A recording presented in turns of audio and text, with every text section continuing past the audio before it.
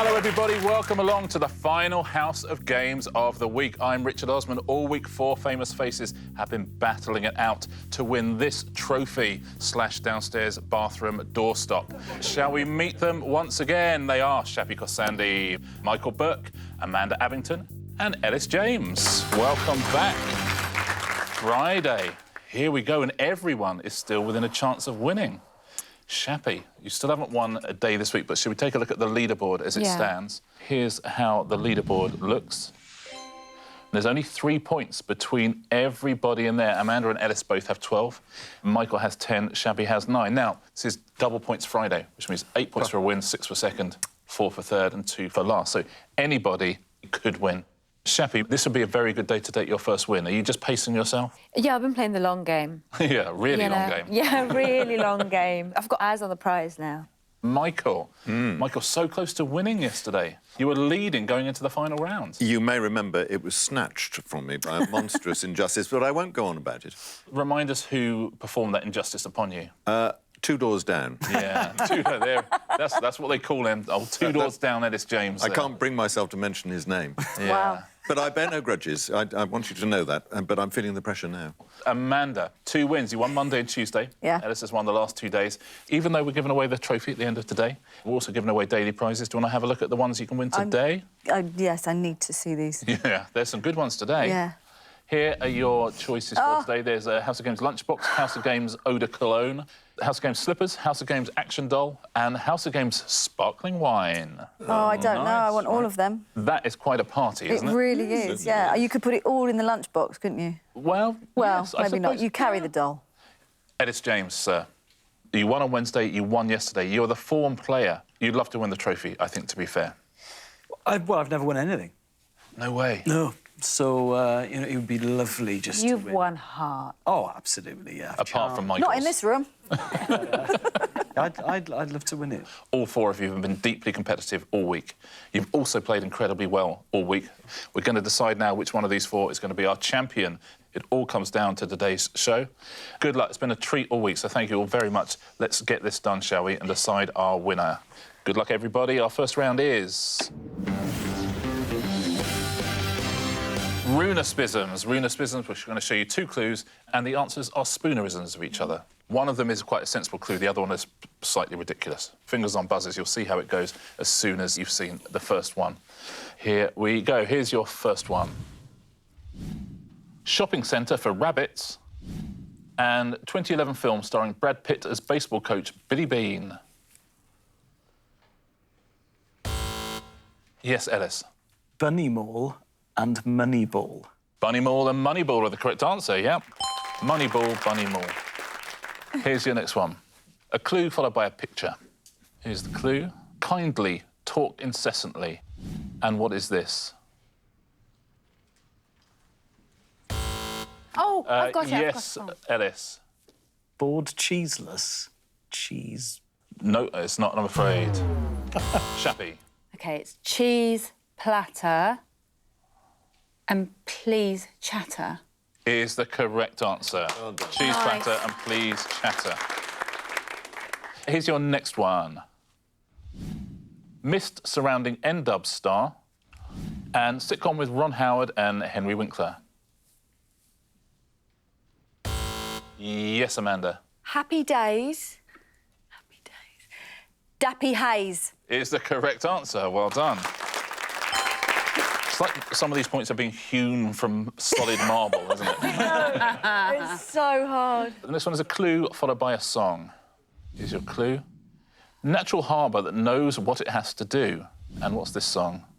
Someone you could lend a hand in return for grace. Yeah, that's Amanda. Beautiful day, dutiful bay. Yeah. Is the correct answer. Well done. Beautiful day, beautiful bay. There, here's your next one. Communist campanologist and Radio 4 impression series starring Jan Ravens. Yes, Shappi. Sorry, dead ringers and red dingers. Is the correct answer. Well done. Dead ringers, red dingers. The least convincingly given answer in the history of quiz shows, but it's absolutely right. Here's your next one. Fix the UK and Egyptian currencies. Classic Beach Boys album. Yes, Elis. Pet sounds. Set pounds. It's the right answer. Well done. UK and Egyptian currency. Pounds, set pounds, pet sounds. Here's your final one of this round. Hold a wild rose. And who is this? Yes, Elis. Barry Cryer. Carry. I'm going to have to time you out, I'm afraid. Fingers on buzzers, everyone else. Shappi. Barry, Cryer, Carrie, Buyer. Incorrect as well. Amanda. Oh, Michael had his finger on that, Amanda. Barry Cryer, Carrie Breyer. Is the correct answer, yes. Well done if you got that at home. Let's take a look at the scores after our first round on the final of this week's House of Games. Here's how we stand. Michael, yet to trouble the scorers. Shappi and Elis, you have 2. Amanda, our early leader, with 3. Shall we do a different round? Yes. Yes, please. Lead. Round 2 today is...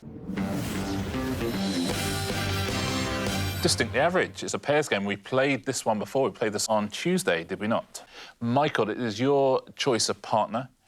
I will remind you on Tuesday that Elis and Amanda were a team and won every single point on this round. But you choose.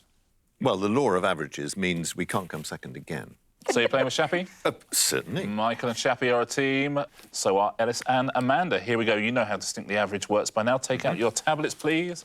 I'm going to ask you all a series of questions that have a numerical answer. You just need to write down your answer, and each team's answer will be an average of your 2 scores. Here's your first question. What's the answer to this, please? According to the Office for National Statistics, how many people aged 90 and over lived in the UK in 2016? That is a good question. That's a tricky one, Michael, isn't it? It is. A lot more people are living to that age now, aren't they? OK, everybody happy? Shappi, what's your guesstimate? Oh, you see, at first I said 4 million, but then Okay. I actually went mad and actually went 85,000, that many. 850,000? Yeah, 800... 854,570, says Shappi. Michael, are you going up or down from that? I'm going down from it. There are 65, is it, or 67 million people. I would have thought 1 in 100, 2 in 100. So your answer is... My answer is 450,000. 450,000. So your average, Shappi and Michael, is 652,285. That sounds good. It's wonderfully specific, isn't it? It is very specific. Amanda, what was Yeah, your I thinking? think I've done undershot. I've done 275,000. 275. But again, yeah, every time you see a different answer, you kind of go, oh, yeah. Elis, are you going up or down from that? 250,000. OK, so very, very close, the 2 of you. So your average is 262,500. Shall we find out how many over 90s were there in 2016 and who has won the point? Shappi and Michael, 571,245. Wow, how about that? Very well done if you got that at home. Also, hello to anybody 90 or over watching as well. Lovely to have you here. Let's take a look now, shall we, at the second one. In feet, how tall is the spire of England's tallest church, Salisbury Cathedral? From the ground level to the very top of the spire. I have no concept of size. No concept at all? Not really, Wow. no. Right, I've done mine. OK, everybody in? I've gone mental. Amanda, what have you gone for? This, if you laugh, it's 850 feet. So 850 feet. Elis, are you going down or up? Down, 190 feet. Oh, see? 190 Because feet. I assumed that it's a very old building Yes. and that even though it is the tallest church in England, it's not going to be super tall. But I haven't seen it. Oh, none of So us know, I'm trying do to we? imagine a medieval, impressive building. Yes. No, you're quite right. Nelson's That's the way to do column it. is actually shorter than you'd think, I think. But I can't remember. So your average between the 2 of you, 520 feet. That's ridiculous. Now I'm looking But is at it? Or is it brilliant? Let's see what never Shappi know. and Michael think. Shappi, what have you gone with? Well, at first I went 160, but then Okay. I just went, no, 260. 260. That's why it looks like a duck. So 260 feet, says Shappi. Michael, any Well, clue? in the same ballpark, actually, 225 feet. 225, says Michael. So your average, 242.5 feet. What have you gone with at home? How high have you gone? Anyone living in Salisbury, what have you gone with? Anyone actually know the answer? Who has got the point? How tall is that spire? 404 Wow. feet. Whoa. The point goes to Amanda and Elis. Well done. Shall we take a look at our final one of this round? Ooh. Sorry, I should read out the question before I do that. What was the total number of flights that took off or landed at Heathrow Airport in 2017? So that's All terminals. Yeah. There's some big maths to be done here, isn't there? okay. I think I've probably gone again mad. OK, we will start... Michael, we'll start with you. I thought 250 landings and takeoffs a day times 365. Then I kind of gave up and went for... I kind of gave up and went for 110,000. 110,000. Shappi, you higher than 110,000? Well, it's got loads of terminals now. Yeah. And a year's a long time, Yeah. and there's lots of hours in it. So I went for 14 million. 14 million. That is... So that's roughly, Shappi, 40,000 a day.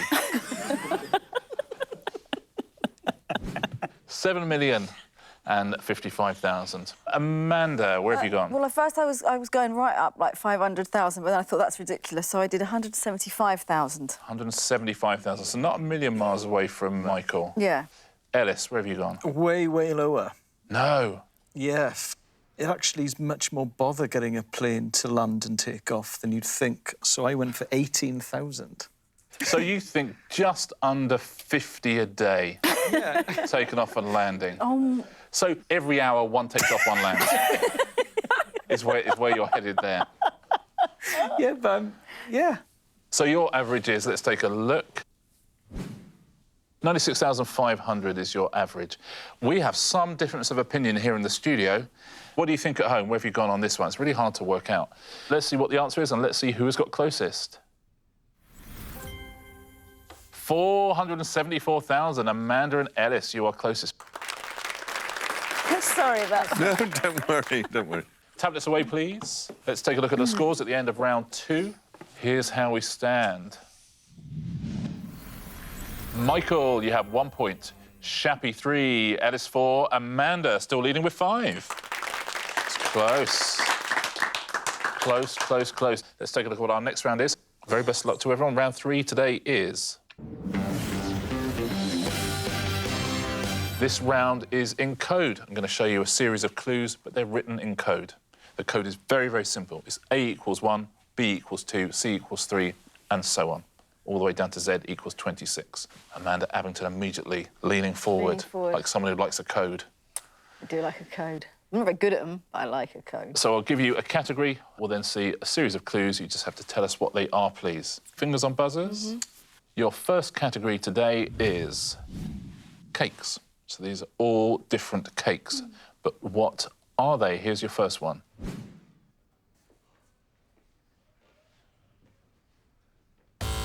That is Elis. Angel.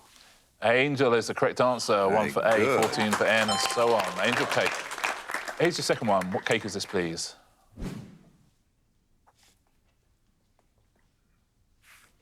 Jaffa. Jaffa. Yeah, well done. I'm so excited. Yeah. I never get these. Jaffa is the correct answer, Michael. Very well done. Here's your next one. Oh, Michael. Victoria. Sponge. Is No, incorrect, Victoria. I'm afraid. Incorrect, I'm afraid. Oh.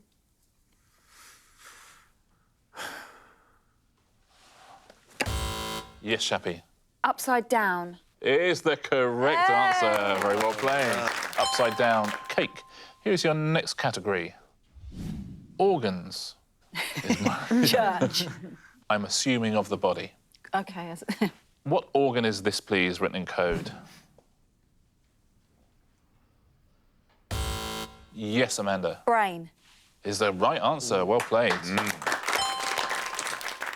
Here's your next one.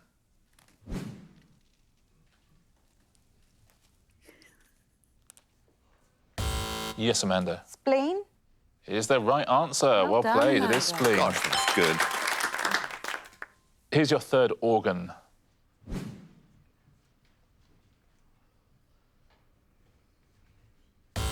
Yes, Shappi. Is it gallbladder? It is gallbladder. Nice. Very well played. Our final category is the Queen's grandchildren. Here's your first one. Yes, Elis. Zara. Correct. Well played. A lot of clues in the letters in her name. Here's your second one. Yes, Elis. Harry. It's correct. Oh, my God. Look at you knowing the royal He family. loves his Queen's grandchildren and code, doesn't he? Elis, known for it. Known. Here's your final one of this round. Yes, Michael. Beatrice. It is the right answer. Well played. Nice.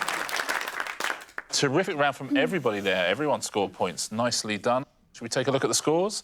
Only 2 rounds to go on our final day. Here's how it stands.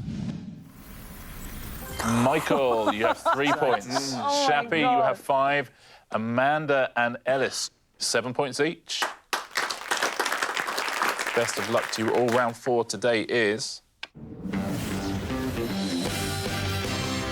And the answer isn't. Now, this is a round where you've done a little bit of homework for us before the show. I'm going to ask you each a question. I'm going to show you 4 possible answers. 1 is the real answer. 3 are answers written by your opponents to try and fool you.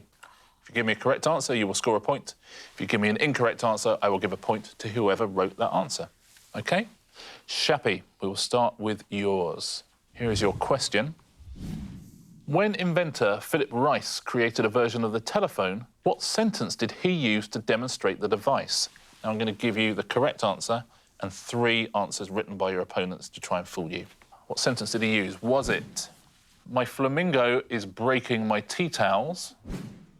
Perkins, where did you leave the gin bottle? Speaking to you and speaking to the world, testing. The horse eats no cucumber salad. I reckon Elis definitely wrote my flamingo's breaking my tea towels. I don't know why I think Oh, that. really? Perkins, where did you leave the gin bottle? That sounds like something you would write, Amanda. The horse eats no cucumber salad. That's just strange. Right, I'm going to go with the sensible one. Speaking to you, speaking to the world, testing. Testing. So Shappi goes with speaking to you and speaking to the world, testing. Do you agree at home? Let's find out. Is that the correct answer? It is not. Did you write that? The correct answer is... The horse eats eats no cucumber Interesting. salad was the correct answer. He purposely used a nonsense phrase just so he could prove that someone could hear exactly what he was saying. Which kind of makes sense, that right? makes sense. If you think about it. Now, who wrote Speaking to You and Speaking to the World, testing? It's Michael, I bet. Amanda! Amanda. You sneak. Very Wild well dog done. that I am. Do you know I wouldn't have dreamed you see? of doing something so underhand. I'm a chameleon. Who wrote the flamingo one? You thought that was Elis? It was Elis, and Michael wrote Perkins, where did you leave the gin bottle? That's great, I I think like that that. would have fooled me. That's I think the one might that be I would have gone Yeah, I for. would have gone for that, I think. Michael, here is your question. What is unusual about Sir Niels Olaf, a famous brigadier of the Norwegian King's Guard? Is it he is unable to ride a horse? He is a woman in disguise? He is a penguin? Elis. Or he was born a conjoined twin? Unable to ride a horse. Do the Norwegian King's Guard travel around on horses? The king travels around on a bike, so I rule that out, I think. A penguin, that's a temptation, penguin. But I think I'll go with he was born a conjoined twin. So you're going born a conjoined twin. What do you think at home? Michael, have you got a point or have you handed a point to one of your opponents? Is he was born a conjoined twin the correct answer? It is not, I'm afraid. Let's take a look at what the correct answer was. He's a penguin. He's a mascot, essentially, for the Norwegian Guard. So who have you handed a point to? Who wrote He Was Born a Conjoined Twin? Shappi scores a point. Well done, Shappi. Who wrote the other two? Unable to Rise a Horse was Elis, and Woman in Disguise was Amanda. But he's a penguin. Very well done if you said that at home. Amanda. Yes. Here is your question. Thank you. With 4 possible answers. What was the original name of the duo who later became known as Simon and Garfunkel?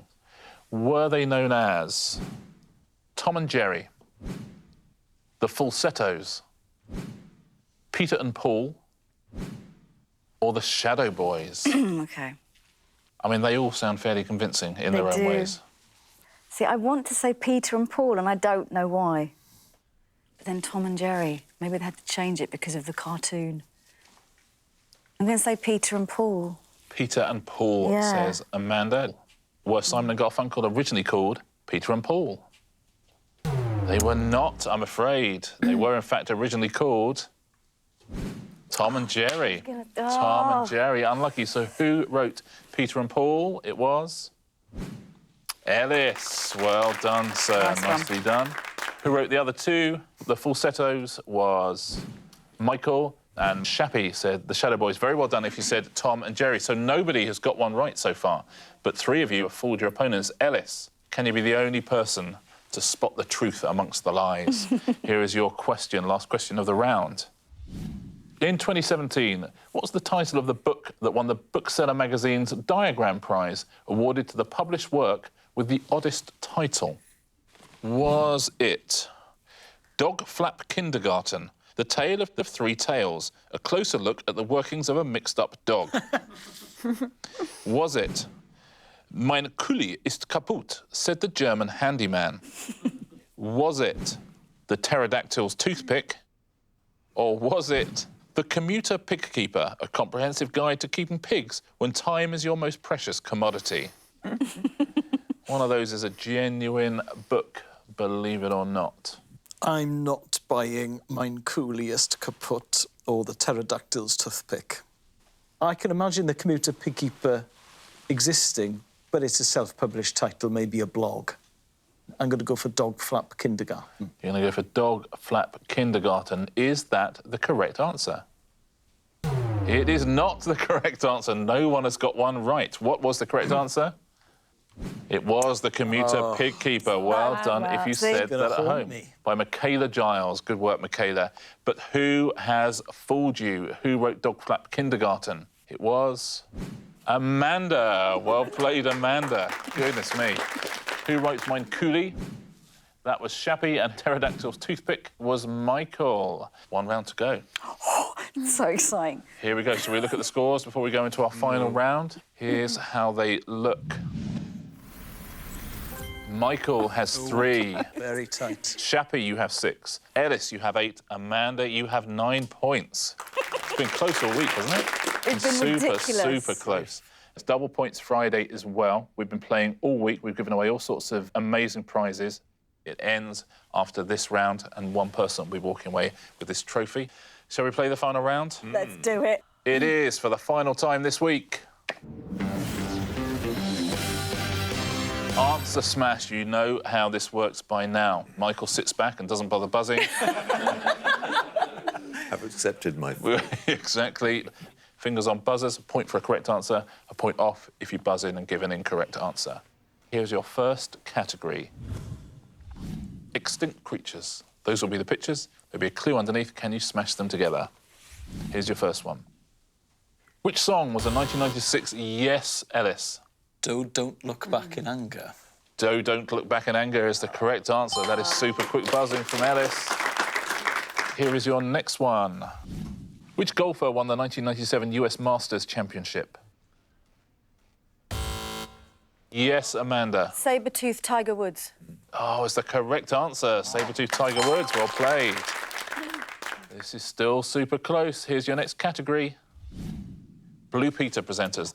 Here's your first one. In 1976, Rod Stewart had a UK top 10 hit with which single? No one's going to risk it. It is... Valerie's single Tonight's the Night is the answer there, of course. That's so brilliant. Here is your next one. Which popular German street food consists of a fried sausage covered in Indian spice ketchup? What's his name? We give up? Yeah. Mark Currywurst. Your next category is British rappers. You'll see a picture of some British rappers. There will be a clue underneath. Can you... Oh, Michael. Go on, Michael. You can do this. Best of luck, everybody. Here's your first one. What name is given to industrial emissions such as carbon dioxide that contribute to global warming? Yes, Shappi. Professor Green...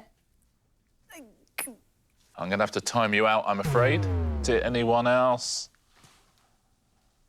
Shappi did some of the hard work. It is Professor Greenhouse Gases. Oh, of course it is. Point off, Shappi, sorry. Professor Green and Greenhouse Gases. Here's your second one.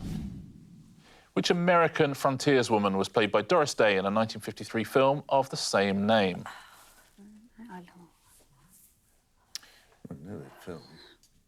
I'm going to have to give it to you again. You'll know it. It's Dizzy Rascal Calamity Jane. Oh. Dizzy Rascal Calamity Jane. Of course it is. Why wouldn't it be? Yeah, why wouldn't it be? Here's your last British rapper. What name is given to a kitchen device used to grind herbs and spices into a powder? Yes, Shappi. Kate Pestle and Mortar. Is the correct answer. Wow, that's amazing. Kate Tempest, Pestle and Mortar. Still anybody's game. That is the end of the round and the end of this week's House of Games. Oh, wow. We have a champion, but who is that champion? Amanda, you won the first two shows. Mm-hmm. Elis, you won Wednesday and Thursday. Let's take a look at who has won today's show. If it's one of you two, I think we know who our champion is as well. Oh, it is Amanda by 1 point. You win today's show. Very well done. Amanda, before we work out who might have won the entire week, what prize would you like from today? Oh, I think I might have the sparkling wine. Quite right, quite right. You're having the sparkling wine. It's only fair. The only thing I would say to you is whatever you do not drink it. OK, cool. That's the only thing you mustn't do with it. All right. So who has won the trophy? Who is our champion on House of Games this week? Shall we take a little look at our final leaderboard? Our champion is...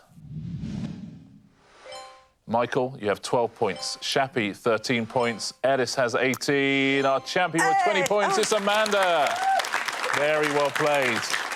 Amanda, I will ask your opponents to pass along the trophy to you. God, Congratulations. Beauty. It's gorgeous, isn't it? Go. This is my BAFTA. Thank you very much. Ladies and gentlemen, Amanda Abbington. Very well played. Very nicely done. Unlucky Elis, unlucky Shappi, unlucky Michael as well. I cannot believe I thought the British rappers were going to hand it to you at the last minute, Michael. It's been a great week, super competitive, great scoring from everybody. Also been a pleasure to be in your company, so thank you all so much. Thank you all so much as well. Congratulations to our champion, Amanda Abbington. Thank you. And we will see you next time on House of Games.